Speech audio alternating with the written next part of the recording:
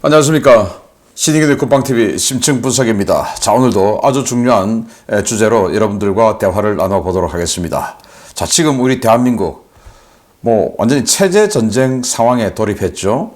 그러니까 여기서 밀리면 자유민주주의 체제가 무너지는 겁니다. 그래서 공산사회주의 체제로 넘어가는 겁니다. 문재인 대통령 때 우리 헌법에서 자유민주주의에서 자유를 빼려고 했지 않습니까? 그 말은 사회민주주의, 사회주의 이쪽으로 가겠다 이 말이었죠. 정말 무서운 그런 5년을 우리는 보냈었는데 또 그런 새로운 5년을 맞을지도 모른다라는 겁니다. 침묵하면 바로 그렇게 되는 겁니다. 체제 전쟁 중이니까. 그래서 지금은 전시 상황입니다. 침묵하면 노예가 됩니다. 그래서 제가 지금 드리고자 하는 말씀은 바로 하이브리드 전쟁.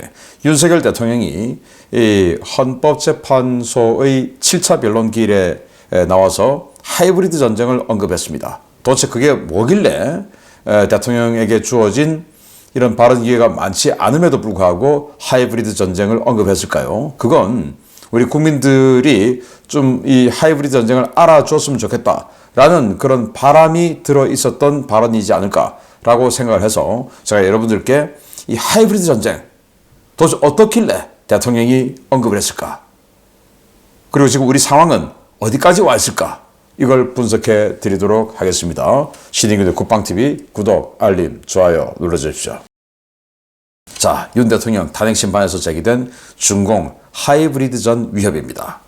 2월 11일 7차 변론기일에서 윤 대통령과 변호인단 증인 신문 중에 대통령이 이렇게 얘기했습니다. 과거 문재인 대통령은 중국몽을 함께 하겠다고 이재명 대표는 중국 대사를 만나 한국 내정 간섭적인 발언을 했을 때 또는 중국과 대만 문제는 쉐쉐하면 된다라는 표현을 했다. 이렇게 정부나 여당, 국회 일당 대표가 친중적인 발언을 공공연하게 하면 이 경우에도 하이브리드전을 전개하기 적절한 환경이 아닌가라는 이야기를 정말 주어진 짧은 시간에 이야기를 했습니다. 그랬더니 좌파 매체죠. 노컷뉴스, 바로 CBS입니다. 이 CBS 노컷뉴스가 하이브리드전까지 산으로 가는 윤 비상계엄 근거라고 비꼬고 폄하해버렸는데 비상계엄 부정선거라고 하더니 이제 하이브리드전까지 나오냐라는 건데 아니 부정선거, 그 부정선거의 배후에 중국 그러니까 하이브리드전 쭉 연결되는 건데 일단 이렇게 이 좌파 매체들은 비웃기 시작합니다. 노컷뉴스, 한겨레, 프레시안, 오마이뉴스, 경향신문, 한국일보, 서울신문 이런 데서 적는 이런 그 제목들 신뢰해서는 안 된다라는 말씀을 미리 드리고요. 자, 그러면 이 하이브리드전은 뭐냐? 봐야 되겠죠. 대상국의 정치체제, 지정학적 관계를 변화시키기 위한 목적으로 실시되는 모든 유형의 노력입니다. 기존 재래식 전쟁을 포함해 정치, 군사, 경제, 사회, 문화, 정보 수단을 모두 사용하며 이를 통해 대상국가의 정치체제와 국정통제권은 물론 사회적 이념, 자원, 미래를 장악하는 새로운 유형의 식민지 정복 전략입니다. 그게 바로 하이브리드전이다 라는 건데 부지불식간에 그냥 전쟁 의지를 없애버린다. 그래서 바로 그냥 식민화 시켜버린다 이겁니다. 고대 중국의 병법가죠. 손자 그리고 근대 독일의 정말 걸출한 병법가죠. 크라우제비츠 공이 상대의 전쟁 의지를 말살시켜라. 싸우지 않고 이기는 것이 상책이다. 이렇게 이야기를 했습니다. 그건 고대 중국이나 또 세월이 2000년이나 흘러서 서양이나 동양이나 똑같은 겁니다. 즉 동서고금을 막론하고 전쟁에 있어서 제일 좋은 건 적의 전쟁 수행 의지를 말살시켜라. 싸우지 않고 이기게끔 만들어라. 즉 공작 잘하라 이겁니다. 그게 바로 하이브리드전이다. 그래서 요즘 이 하이브리드 전쟁을 4세대 전쟁의 일환이다. 이렇게 나오죠. 4세대 전쟁은 뭐냐? 1세대 전쟁은 원시 시대의 전쟁처럼 그냥 사람과 사람 간에 부족과 부족 간에 그냥 신석기나 이런 것들을 들고 싸우는 그런 전쟁이 1세대 전쟁. 2세대 전쟁은 이제 국가 간의 싸움들입니다. 우리가 알고 있는 고대부터 시작해서 중세 이후까지 쭉 국가 간의 싸움을 해오죠. 그리고 3세대 전쟁은 모든 수단을 총동원한 국가 총력전이 되죠. 그리고 이제 4세대 전쟁은 이런 식으로 하이브리드전을 포함한 이 전쟁 수행 능력을 말살시켜버리는 이런 연성적인 전쟁을 하이브리드전, 4세대 전쟁 등이라고 표현합니다. 자, 공산주의 체제 전복 전술로 등장 그리고 발전한 하이브리드전은 어떠냐? 뭐 기원은 뭐 아주 오래 있지만 이제 근래를 이렇게 보면 이제 공산주의 거 보면 진지전 이론이 있습니다. 이 안토니오 그람시라는 이탈리아 극좌 파시스트인데요. 진지전 이론을 구축했어요. 진지전 뭐냐? 상대의 진영에 교두보를 확보하라. 거기서부터 상대를 분쇄해 나가는 이를테면 요즘으로 치면 하이브리드전을 수행하면 된다라는 건데 우리나라 사회로 보면 예를 들어서 사회 분야의 모든 부분에 있어서 진지를 구축한 게 이를테면 참여연대 대표적인 거죠. 그리고 사법부에서는 우리법연구회 그 우리법연구회를 통해서 완전히 그냥 뭐 지금 대한민국을 장악하고 있지 않습니까?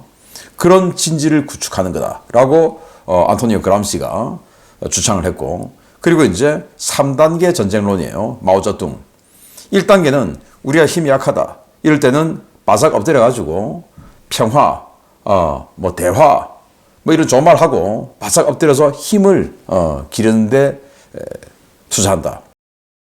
2단계는 조금 힘이 생겼지만 그래도 직접 부딪혀서 이기긴 힘들다. 그러면 게릴라전, 뭐 이런 것들을 수행하면서 이 상대 진영에 또 진지전을 또 구축을 하는 겁니다. 그렇게 해서 힘을 쫙 길러서 이제 한번 해볼만 하다라는 판단이 서면 이제 전면전을 펼쳐서 상대를 무너뜨리는 거죠. 국민당이 그렇게 해서 대만으로 쫓겨났지 않습니까? 이게 마오쩌둥의 3단계 전쟁론이고 베트남을 공산화시킨 호치민은 3단계 플러스 전쟁론이에요. 이 마오쩌둥의 3단계 전쟁에다가 더해서 외세 배척론 이제 자기네들은 프랑스의 식민 지배를 받았고 그 이후에는 이 미국이 또 진출했죠. 그래서 프랑스, 미국 이런 외세와 결탁하는 어떤 그 세력에 대한 배척론 이런 것들을 추가로 해서 어떤 그 정당성을 그런 식으로 확보하는 심리전을 또 추구하는 게 플러스가 됩니다. 그래서 호치민은 그런 식으로 했어요. 우리는 아마 이 안토니오 그람시의 진지전 플러스 호치민 뭐 이 정도가 우리는 맞지 않나. 지금 뭐 반미 뭐 이런 사조가 굉장히 많으니까 저는 그렇게 봅니다. 자, 그러면 대한민국을 식민화하려는 중공은 하이브리드 전쟁 침공을 전담하는 통전부가 있어요. 통일전선공작부. 네. 자기네들이나 우리나 똑같이 이 한나라 시대 때 만든 이 글이죠. 한문. 이 한문을 바탕으로 글을 읽고 쓰고 뜻을 만들고 하기 때문에 그냥 이 글자만 봐도 무슨 말인지 알겠죠. 통일전선공작부. 통일을 이루어내기 위해서. 그런데 우리하고 통일할 일이 없지 않습니까? 식민지화 만들겠다는 거죠. 그런 공작하는 부서다라는 건데 통전부, 줄여서 통전부라고 하고. 자, 이건 중국 공산당의 통일전선 사업을 총괄하는 전담 부서로 중앙위원회 직속 조직입니다. 중국 인민정치협상회의, 줄여서 정협이라고 하죠. 민족종교위원회, 해외주재 중국 사무처, 중화공상연합회의 상위조직으로 국가안전부와 함께 해외 공작 임무를 수행합니다.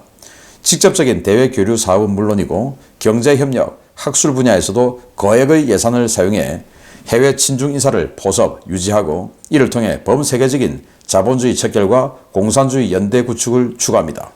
지금 중국의 정보기관 있죠. 국가안전부, 줄여서 국안이라고 하는데 그 국안이 원래는 통전부 산하였어요. 그러다가 이제 규모가 커져서 국안은 독립을 했고 그 정도로 이 통전부가 오래되고 규모가 큰 공작 부서예요. 그리고 예산도 어마어마하게 많은 겁니다. 뭐 중국의 특파원 갔다, 중국의 교환 교수로 갔다, 중국의 유학 갔다 이러면 뭐 일단은 그냥 색안경 끼고 보면 아마 그 색이 맞을 거다라고 저는 거의 확신합니다. 그 정도 예산이 많고 또 그 정도로 관리를 지속적으로 해나가고요. 그래서 자본주의 척결하고 공산주의 연대를 구축하는데 공산주의 연대해서 그 해당 국가의 최고 수뇌부, 지도부에 자신들의 의중을 그대로 구현할 수 있는 끈앞풀을 심죠. 그렇게 해서 거의 21세기에는 식민지 이게 공식적으로 안 되니까 식민지화 시켜서 영향권 안에 둔다 라는 공작을 지금 하고 있는 게 중국의 통일전선 공작부입니다. 자, 그러면 이 중공 통전부가 홍콩 적화를 시켰던 그 공작 성공 사례를 한번 보겠는데요. 1단계부터 8단계까지입니다.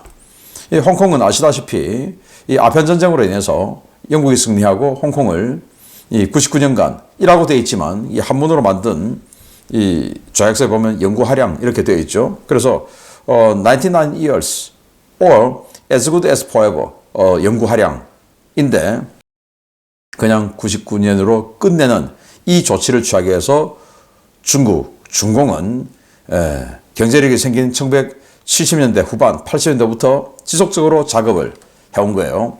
1단계는 홍콩에 중국 출신 이주민을 증가시켰어요. 그래서 이 경제적으로 좀 하층 계열 사람들을 이제 중국 본토에서 쭉 집어넣어가지고 이 노동자로 보내고 해서 인구 전체의 볼륨을 키우는데 중국 출신들을 많이 만들어내는 거예요. 우리나라로 지금 중국인들 많이 들어오죠. 그런 거와 진배 없습니다. 2단계는 홍콩 입법회 내 친중 인사를 포섭하는 겁니다. 홍콩 의회에 친중 인사를 포섭하죠. 우리나라도 마찬가지 아닙니까? 많죠, 지금. 3단계는 미디어, 언론을 통한 문화 공정을 합니다. 그래서 이 언론 출신들을 중국에 보내서 뭔가 작업을 해서 친중 언론인으로 만들고 그런 사람이 중국과 우리는 다르지 않다라는 칼럼을 쓰게 만들고 기사를 쓰게 만들고 미디어에서도 중국과 우리는 다르지 않다라는 걸 지속적으로 또 TV를 통해서도 보여주고 이런 작업을 하는 겁니다. 4단계는 중국 기업을 진출을 홍콩에 막 시키는 거예요. 그래서 아주 값싼 중국산 상품 물량 공세를 시키는 거예요.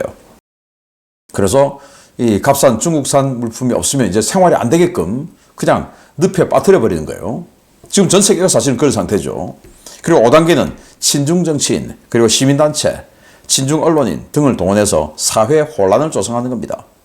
제가 봤을 때 저는 이 우리나라로 이 지금 8단계까지를 바꿔 본다면 5단계까지는 우리나라에 완성되어 있지 않나라고 생각하고 우리나라는 이 6단계가 진행되고 있는 과정이 아닌가라고 저는 봅니다.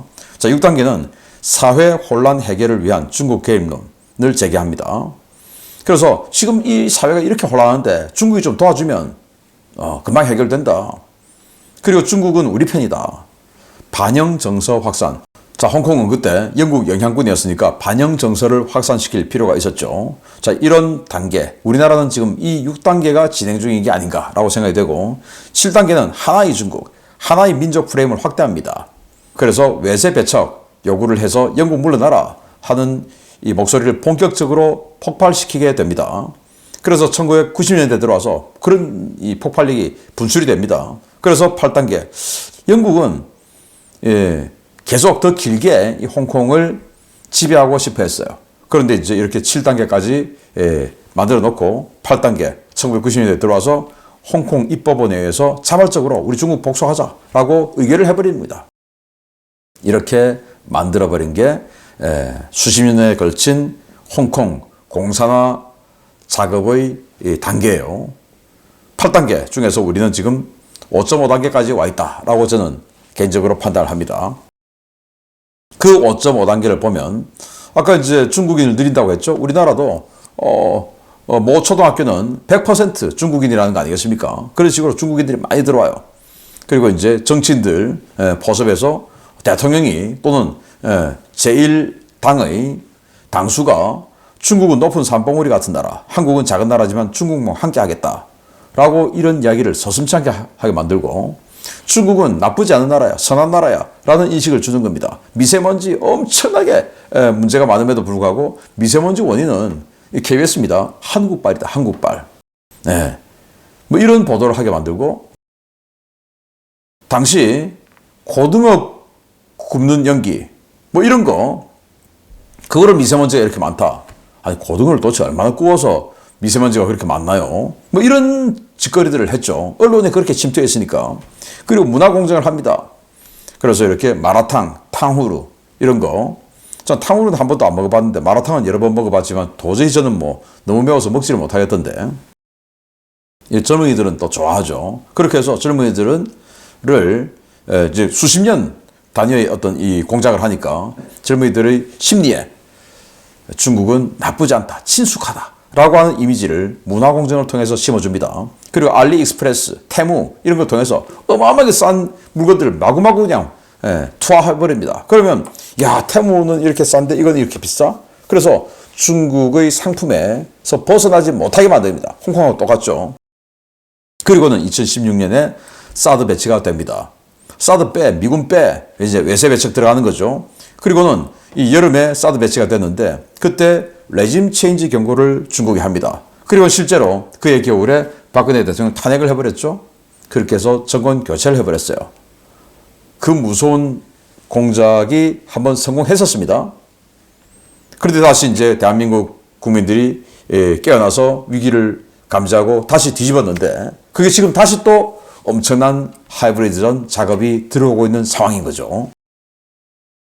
자, 그러면 이렇게 중국의 공작이다, 중국이 배후에 있다 이런 이야기하면 야, 그 음모론이야, 음모론.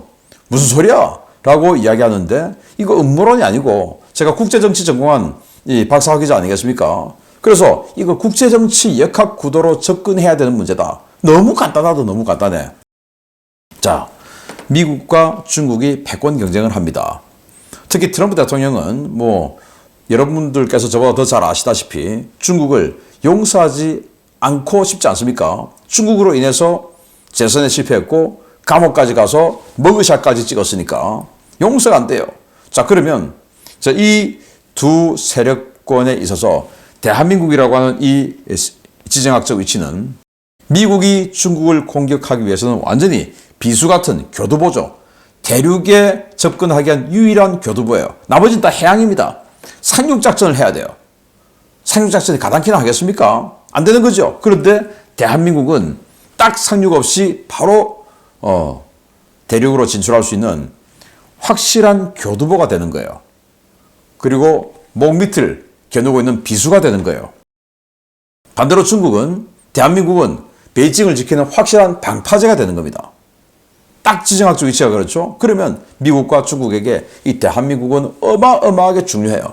자, 그러면 이제 이 말을 듣는 여러분들 중에서 일부는 야, 그러면 우리가 중국과 미국으로부터 양쪽으로 이렇게 좀 줄타기를 하면서 이익을 많이 얻어내면 되겠네 라고 생각하시는 분이 계실 텐데 그게 바로 좌파입니다.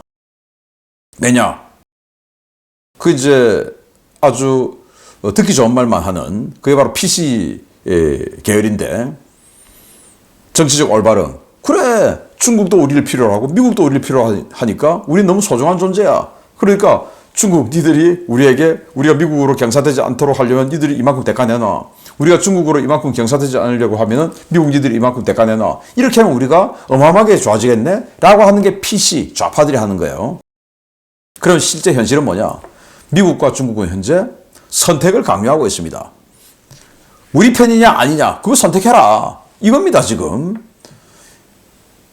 소련과 미국이 벌였던 그 이데올로기 냉전, 그보다 더 심한 냉전, 신냉전을 벌이고 있는 상태이기 때문에 만약에 1960년대, 70년대 우리가 소련하고 미국하고 사이에서 줄타기 외교했다. 살아남았겠습니까? 안 되죠. 근데 지금은 그보다 더 심한 경쟁을 하고 있어요. 왜? 미국이 더 큰 위기를 느끼니까. 소련이 지금 중국의 국력만큼 안 됐죠. 그러니까 미국이 더 큰 위기를 느껴서 더 세게 나오니까 이제는 선택을 안 하면 안 되는 거예요. 회색 분자는 살아남을 수가 없어요.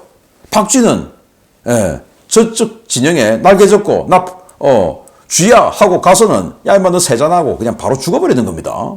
선택해야 돼서 이제는 중간에 줄타기, 동북아 균형자론 이런 거 안 되는 겁니다.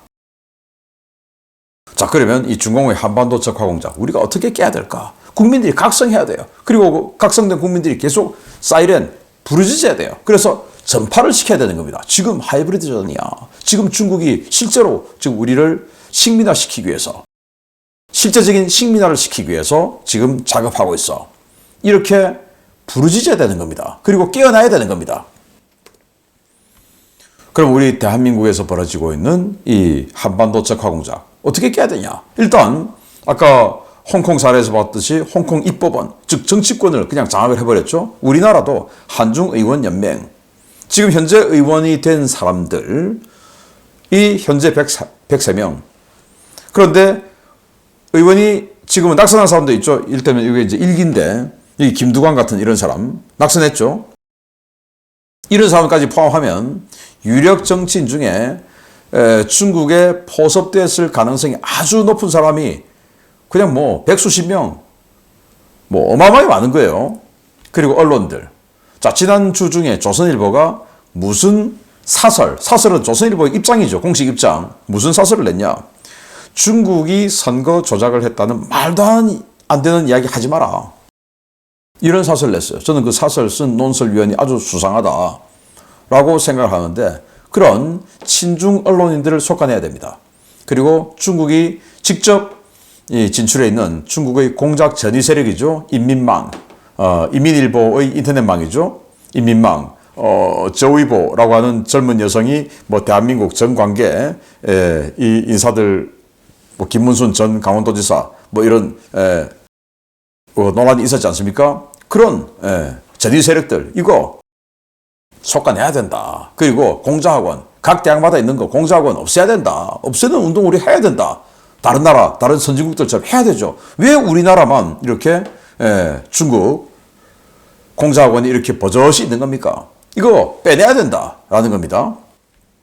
그래서 중국이 우리 대한민국에서 함부로 하이브리드전을 그냥 무방비로 마음대로 펼칠 수 없게끔 만들어야 된다. 그런데 그러지 못하게 되면 우리는 홍콩처럼 이렇게 되는 거예요. 그래서 홍콩이 완전히 그냥 나라 다 뺏겨버리고 그리고는 이제 자유민주주의를 갈망하는 시민들이 이렇게 적었어요. 벽에다가 Dear World, 세계에게 고한다. CCP, 그러니까 중공은 당신 가버먼트 정부를 공격하고 있다. 그리고 차이나는 즉 중국은 당신의 집을 신장처럼 만든다. 신장에서 어마어마한 이 인권 문제가 발생하고 있지 않습니까? 그렇게 된다. 그래서 be aware. 그러니까 당신이 이거 알아차리지 못하면 깨어나지 못하면 그 다음은 당신이다.